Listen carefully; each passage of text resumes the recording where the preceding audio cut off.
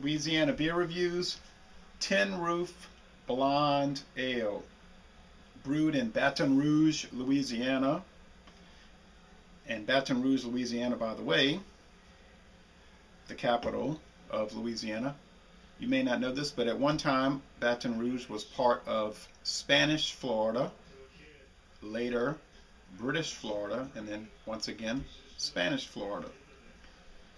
And it's part of the area in Louisiana known as the Florida Parishes. Anyway, this is an interesting beer because originally it was supposed to come out as Tin Roof Bandit Blonde, and it was going to be made in conjunction with Louisiana State University and their fermentation science program.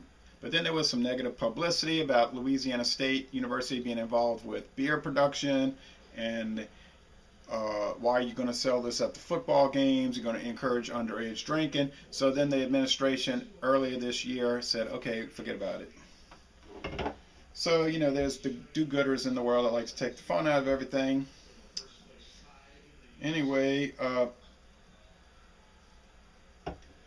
there's only 8 reviews on Rate Beer and Beer Advocate, and they're okay, you know, average to good ratings. 4.5% alcohol, 18 IBUs. The website for Tin Roof said it's made with 2-row Pilsen and caramel malt, barley malt, and they use glacier hops. This beer is made. This beer is sold on draft and in cans, no bottles. Well, let's see what it's like.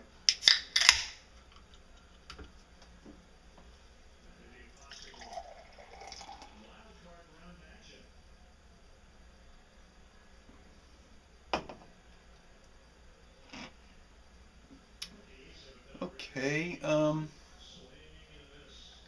we have a thick white head and a kind of a hazy golden appearance with the light shining through. It's more yellow golden or yellow, but it's probably looks, yeah, it's golden from that direction. Depends how the light's shining on a beer, I'll tell you.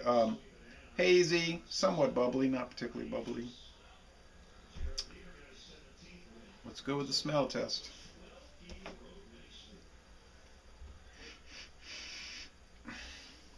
Picking up a little bit of lemoniness. Maybe a little bit of malt and not much else. Maybe some water, tap water. Let's go with the flavor.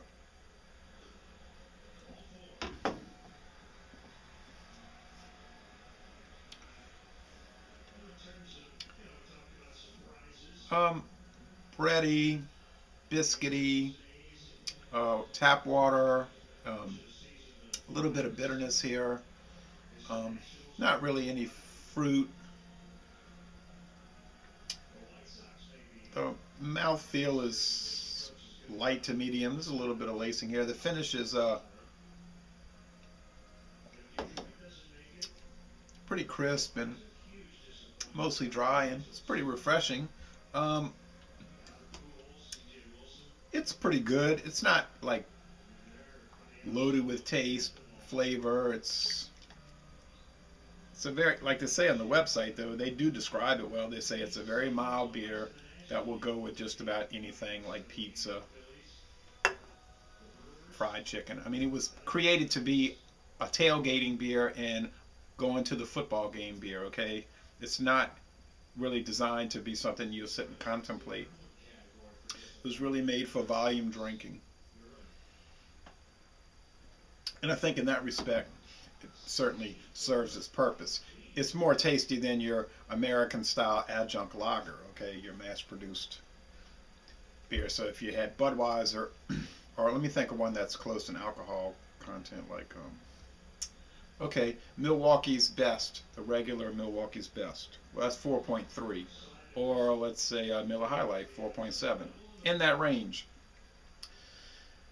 Those will be okay for tailgating and game day, but they're not going to be as tasty as this. They're not going to be as sweet and as tasty. This is going to cost you more, though. So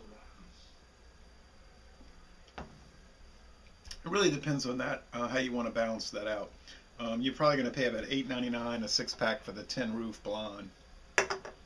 And right now you can go to the grocery store here in town and you can get a 12-pack of Ice House bottles for $7.19.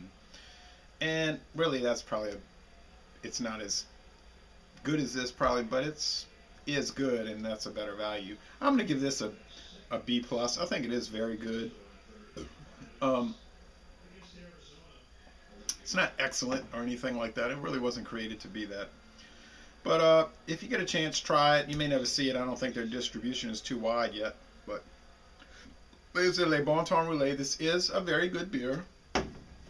And I'm going to end this review by saying, y'all come on down to New Orleans and Baton Rouge.